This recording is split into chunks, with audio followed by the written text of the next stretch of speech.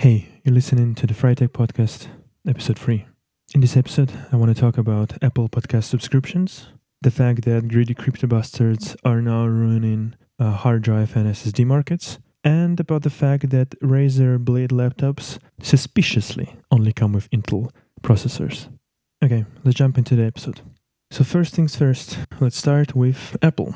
And particularly, let's start with this one announcement that they've made at their recent spring event.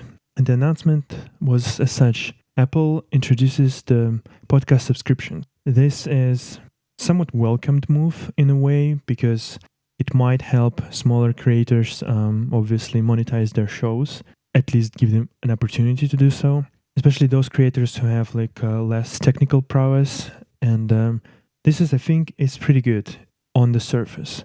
However, I want to go into nitty-gritty details, of course, and what it means in general for the podcast infrastructure, in a way, for the podcast scene in general. Because Apple actually have a lot of power in this market, and although it's not a absolutely dominant force, it is a force to be reckoned with. I think they Apple Podcasts and amount of people who listen to the podcast via basically Apple Podcast app on iOS, basically, it's something around 60% at least. And the beauty of podcast in general is that it is available for free to anybody on any platform as long as they have access to the internet, basically. But with the recent sort of gain of popularity of Spotify, and the amount of people putting their stuff on Spotify means that the podcasts are not that readily available anymore. One obviously giant example is Joe Rogan, who just switched a few months ago from YouTube and basically free availability of his podcast in the audio form on any podcast app of your choice. Now you can only find his stuff on Spotify. And this kind of lockdown of free thing, this free medium that podcast is worrisome to me, because over the course of whatever history you wanna sort of take apart, once those measures of tightening down something, be it governments or some companies, once this tightening down starts, it's rarely going sort of back to open ecosystem. Example of internet. At the beginning, it was the absolutely free web. You can go to any page and whatnot, and you can read anything and whatnot. Now, if you want to scroll Instagram, couple pages deep, you need to log into your account. The same with Twitter, the same with Facebook. So all of those places there, locking Reddit, whatever. All these places are locking down users into their little corners, into their little ecosystems.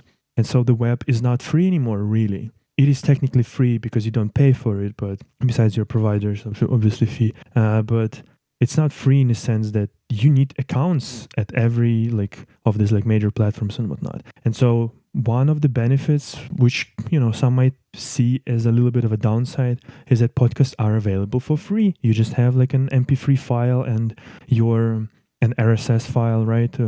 That your podcast app can read and basically pull from the servers where you're hosting your files that free MP3 file that you sort of deliberately put there. And that's amazing. That's the beauty. You don't have to use one particular podcasting app. You can choose your own, if you're not satisfied with something. So with this edition, with this Apple news, that they are actually introducing their own podcast subscriptions, it means that now certain episodes of certain shows will be locked down in particular app in the Apple ecosystem. And this is happening right now already with Patreon exclusive shows, or if it's a bigger podcaster, they might have their own sort of system and they might lock down something behind a paywall. Or a lot of podcasters do this, script notes, for example. You have some episodes available, past let's say 10 episodes available, but then to go and access archives, you need to pay. Obviously, people are trying to make money because, again, this is the downsides of podcasts, that it is available freely, and so it is up to the podcaster to actually find a way to monetize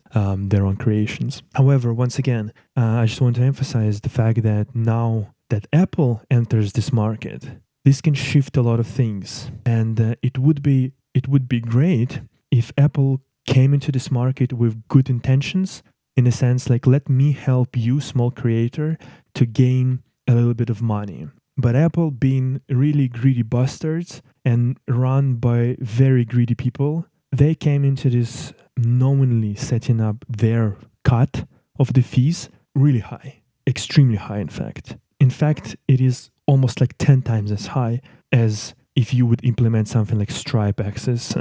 If you would have done it yourself, basically, and implement payments via Stripe or something like that, or some other payment provider. So let's talk about this quickly.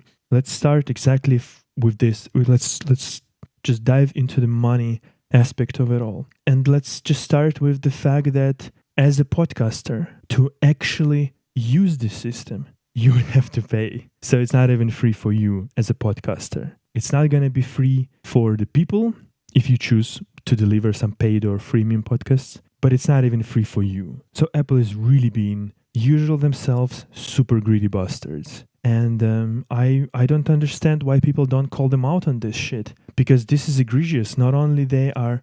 Okay, so you have to pay. Let's start with this. You as a podcaster have to pay. The prices are differ across the world, but it is about $20. In USA, it is $20 per year. You as a podcaster have to pay to access this thing. So before anybody makes any money, before anybody subscribed to your podcast, you already give $20 to Apple. This is basically like your iOS apps, developer programs. So Apple is not doing this just to be good sports, basically. No, they're finding another way to earn money from services. What's even funnier is that in the USA, like I've mentioned, it costs $20 per year. In Belarus, where I'm from, in a shitty country with like average salaries of about like $450, the cost of the same subscription is $24. How does this math works out? I have no idea. So clearly Apple is not following the example of Steam by setting like regional prices. Apple is not doing this. Apple is just going €20, $20, and in some territories it's even more. In the poorer territories, it's even more, which is a remarkable feat of mindfuckery. Okay, so this is like one sort of little thing out of the way. Apple charges you as a podcaster $20 per year to get access to this thing. Again, before any transaction is made, before you have any subscribers. And this is what I think is even more egregious, because you are paying Apple on top of that. So you are paying for the service, and the service is as such. You receive 70% per person, basically. You receive 70% of subscription price, and after a year, the 70% goes to 85%. And it doesn't mean like from all of the like bunch of subscribers, it is per subscriber.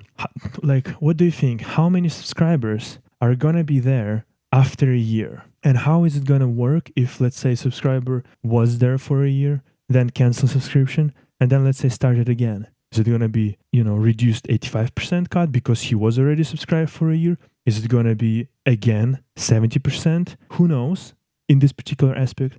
But the fact that it is 70% only for you, so Apple takes 30%, is egregious. And like I've mentioned before, you can, if you live in good countries, which is big bummer, because Stripe is not available throughout the world, and it is actually available in those countries that maybe don't need it that much, because there are other like monetary instruments. But if we're talking strictly about, let's say, Stripe right now, Stripe or even PayPal as a payment provider, they take about 3%, maybe it's like slightly more, even if we say like 5%. Apple takes 30%, 6 times more, or even from 6 to 10 times more first year. Then they take 15%, which is still 3 to 5 times more than if you would have done this yourself.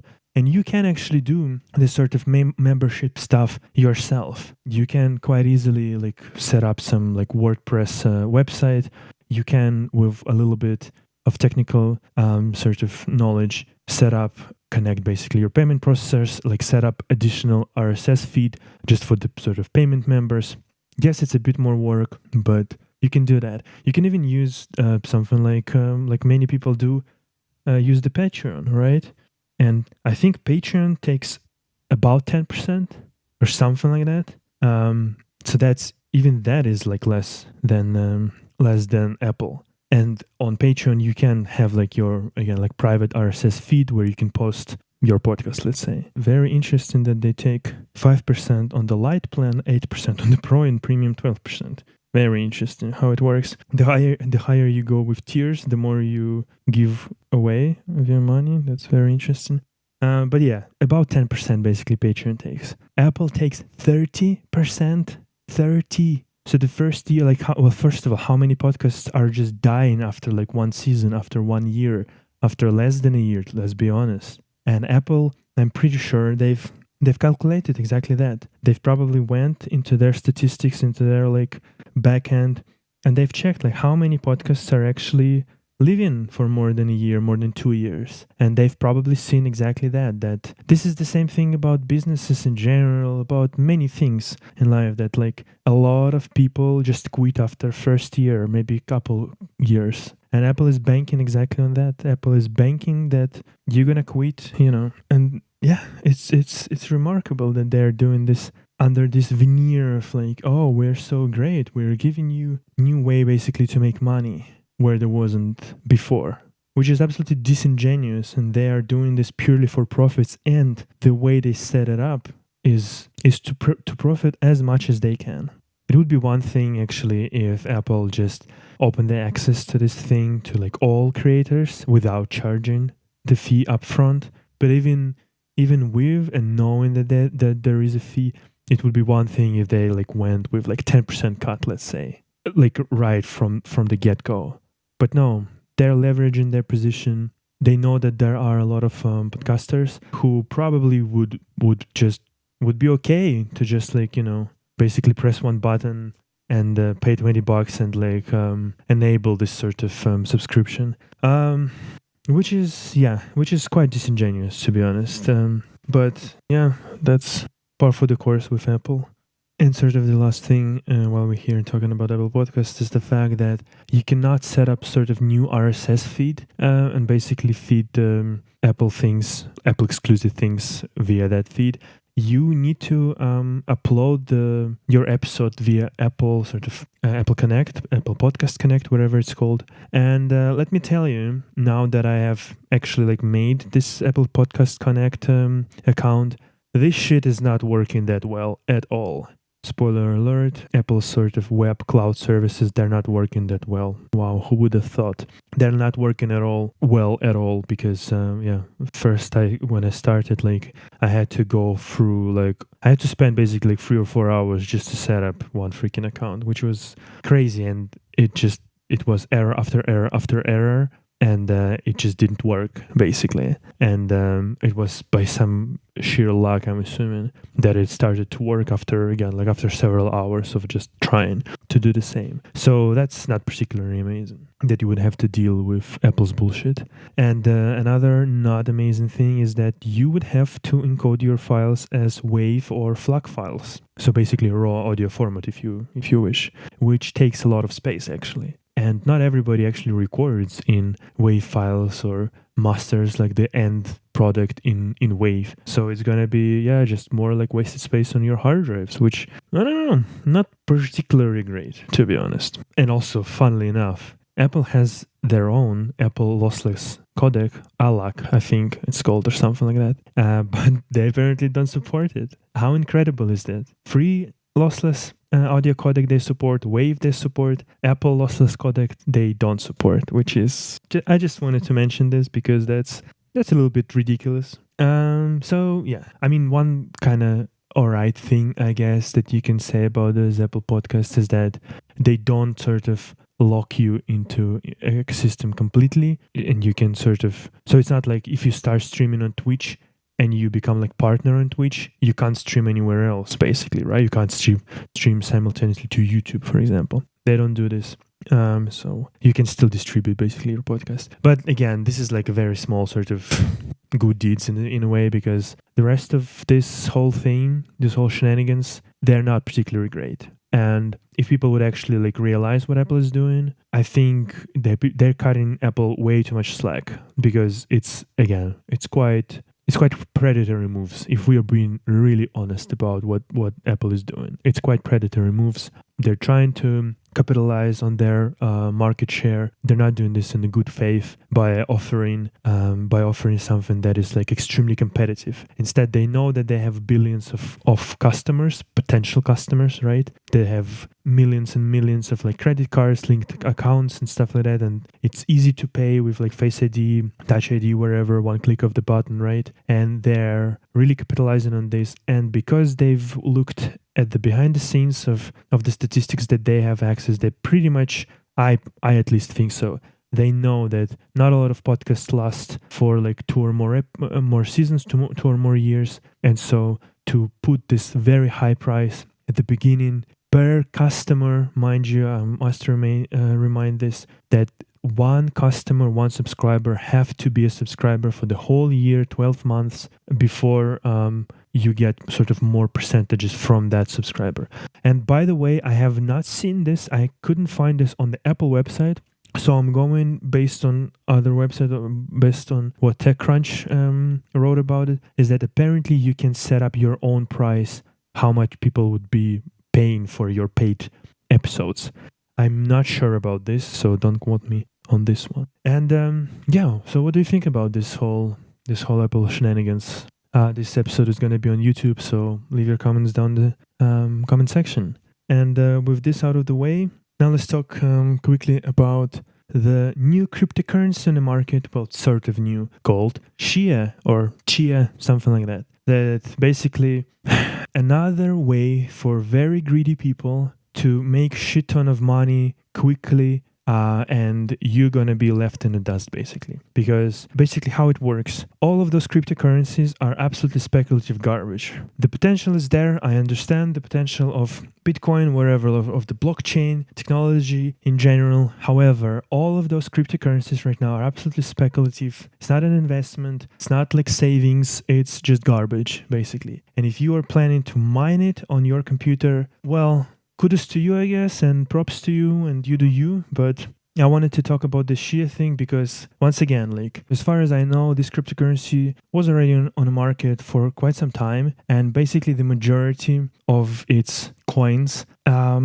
actually in the hands of the creators. What do you know? Like, of course it is like that. And now they're trying to sort of pump it up as something new and great and amazing because it doesn't use sort of GPU and CPU. Instead, that's the other way, like, just a fucking tricky way, basically, again, to make a shit ton of money for the creators of this fucking coin, of this cryptocurrency. So yeah, basically how it works is that it allocates quite a lot of sort of space on your hard drive or SSD, and basically the more spaces you allocate, the more chances of winning a lottery ticket, basically, and getting like a coin you have. It's a scam. I don't understand how people don't see it, but it's a scam. And obviously the only one like who will truly benefit is the creators of this scam. Like this with all the fucking scams in the world, with all the pyramids in the world, it is like this always. The only true beneficiary of these things are the creators of these things. So I just wanted to talk about it very quickly, very briefly mention this shit because it's shit. Do not ruin your hard drive or SSD because you can do it very quickly. And by the way, first of all, it's not green like they're fucking doing all this garbage presentations like it's a green coin or wherever. It's not, obviously, because you're using your processing power still to allocate those chunks basically of space on your hard drives, and it is quite actually processor intensive shit. So like you're gonna be using your processor and you're gonna be ruining your SSDs or hard drives. And prices for like big volume hard drives, for example, they've skyrocketed already. So great, these fucking busters are ruining another technological market after they fucking ruined GPUs, and now we have to use GPUs from 5 years ago and be happy about it. It is insane. It drives me crazy. I want to strangle, like with my bare hands, most of those fucking scammers who are creating those fucking cryptocurrencies and ruining hardware markets for years now. They should be in fucking jail and not roaming free creating all this new bullshit. Maybe not like that, but at least like people should not give them attention. People are fucking greedy. It's so disgusting. And it would be one thing if these cryptocurrencies would be linked somehow to something good, like when you're mining, you're calculating another like prime number or something like this, or you are this like when you're mining that kind of thing somehow, I don't know, attached to some database, and you are scanning to find some, I don't know, new ways like to cure cancer. I'm pretty sure something like this probably has been done already, but in general scale, I think this is the only like reasonable way when cryptocurrencies in the current state can exist. When you're doing some work, it shouldn't be just to solve some mathematical nonsense. You're just increasing entropy of this fucking universe. You're increasing the emissions in this planet. You're just warming up the planet. You're not doing anything useful. Nothing. Zero of value. Zero. If it would be linked to some, again, like medical research,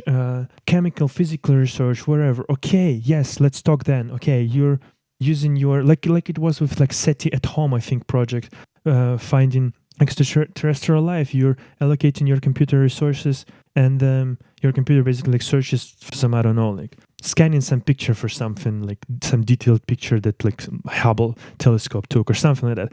That is a good way to sort of do those kind of, that wasn't, by the way, cryptocurrencies. It was just a project, or maybe it is still a project.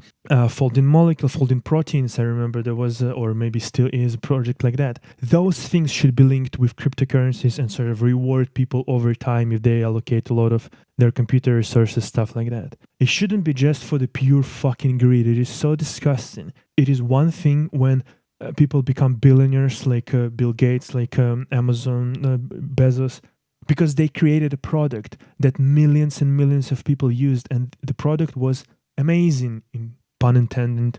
But when it is like literally you are taking energy resources and you're creating those coins out of thin air basically, and then you're trading it for like actual valuable things like dollar, let's say, or euros, whatever, that is a fucking ridiculous shit. We're living in some absolutely fucking ridiculous world where this is allowed in general. Not allowed, but possible. I don't think it should be forbidden, but where it is possible, it is fucking mental. It is mental. That's all I have to say. I will include a link to a very good DerBauer video where he talks about how much actual impact that fucking Chia cryptocurrency does to your hard drive and SSD. And if after that video you still want to like ruin your SSDs and your personal SSDs and hard drives, well, don't listen to this podcast because you're not the brightest one. Okay, and at the tail of this episode, I want to talk about Razer Blade laptops and Razer in general as a company. And about one thing that it is super, super suspicious to me. What I mean is that if you have been following at least a little bit the PC CPU market, processor market, you probably know that AMD Ryzen computers and CPUs have caught up with Intel, and in most cases they've actually been Intel computers, Intel processors. And many laptop manufacturers right now, they have realized that. They have re-engineered their motherboards, and they are including CPU processors from AMD into their like high-end sort of high-end laptops, because those processors, they consume less power. They're better than Intel counterparts in most of the cases right now, actually. So when I see that Razer is using exclusively Intel CPUs, I start to question, why is that the case? Did Intel pay Razer to be exclusive? Did that happen? Is there information about this? I don't know. I just wanted to bring this to attention, especially to attention to people who are, you know, maybe want to buy like a laptop, and maybe they want to buy like a very good solid laptop. Maybe they don't want MacBook because, I don't know, because they're weird. I don't know why you wouldn't want MacBook right now. Well, okay, maybe you want to game on your laptop. And obviously, Razer laptops, they come with pretty good GPUs. RTX 3070, 3080s, 3060s, which is great. That's actually very solid. They've milled from solid block of aluminum in exactly the same way, basically like Apple does this. They have good keyboards, good screens. It's good laptops. They are slightly, I think, overpriced for a Windows laptop, but the quality is solid. So I can understand why you want to do this, why you want to buy a Razer laptop. In fact, I know a person who I actually suggested basically in instead of MacBook to buy like a Razer laptop, because at the time, yeah, they just didn't want to pay extra, whatever, like 500 or so for MacBook, which I think it would have been better option because you have Mac OS, but whatever. But yeah, I just wanted to mention this. 10th generation of Intel processors or 11th generation of Intel processors, they don't have AMD processor, which is, to me anyway, very suspicious. Obviously, if you're on a market to spend about like, $2,000, $25,000 on a Razer computer, you should be getting the best of the, hardware that you can get. And when Razer is sticking with Intel processors, you're not getting that. You are getting right now slightly subpar performance or performance per watt at least, compared to what AMD is offering right now. So yeah, I'm just wondering because Intel has been doing some shady shit recently, like making those like anti-Mac commercials basically that are absolutely unsubstantiated and actually quite fucking garbage, let's be honest. And yeah, just genuinely not true. And they compare like different computers and stuff. If you don't know about this Intel like marketing kind of scam, very recent, yeah, just Google it. So yeah, I'm just curious how much Intel actually paid Razer to have this kind of exclusive deal with them, and for how long did they pay? And I'm just curious, was this in the news? Is it ever in the news? Does it have to be like investigated by some like reporters and journalists to actually get the news about such kind of deals?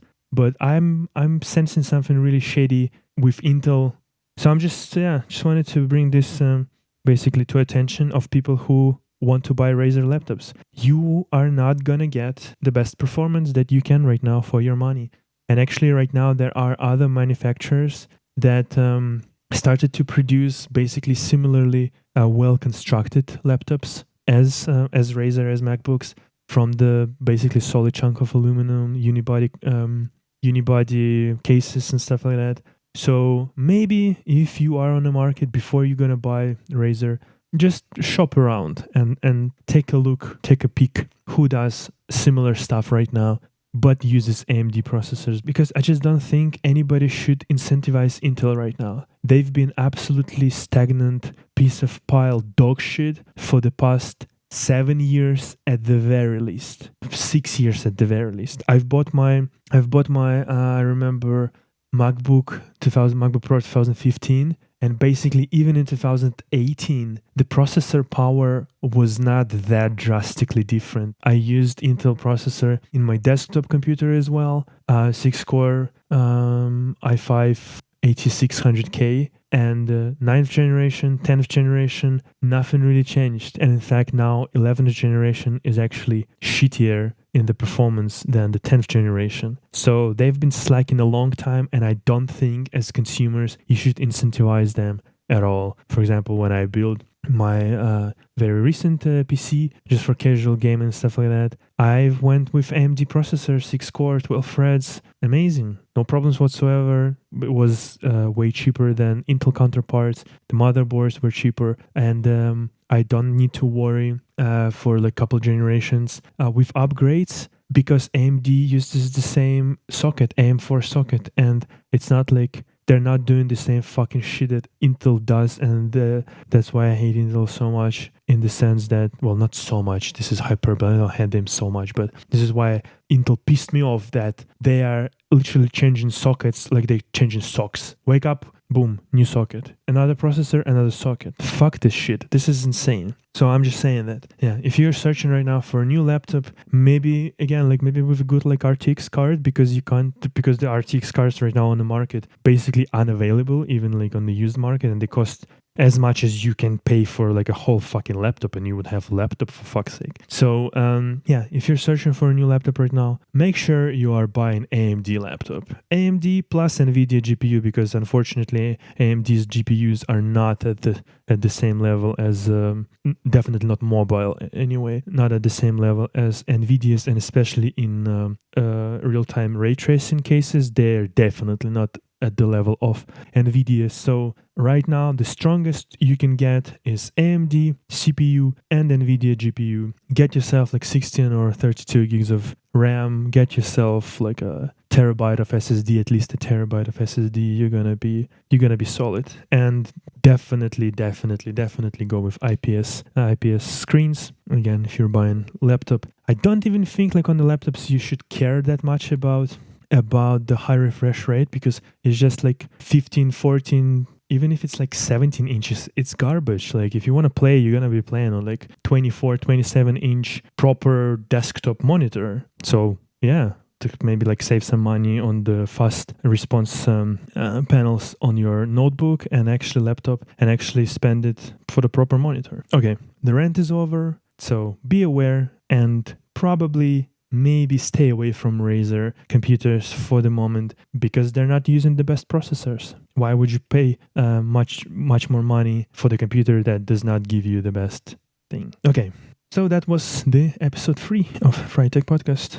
Hope you enjoyed it. There's gonna be a link to a YouTube version of it where you can comment and say what you think about it. And obviously it's going to be on YouTube. So once again, what do you think about the cryptocurrencies? What do you think about this Razer Intel shenanigans? And what do you think about Apple Podcast subscription fees and just in general system? What do you think about Apple? Are they doing this from the bottom of their heart, or are they greedy bastards? Leave your comments in the comment section, and please subscribe and follow, because I would greatly appreciate this. And if you enjoyed this podcast, and if you enjoyed this episode or the previous episodes, I would greatly appreciate if you can go to Apple Podcasts and leave a good review. 5 stars would be amazing if you actually feel it was a 5-star show. Okay, take care of yourselves, and till the next one. Bye-bye.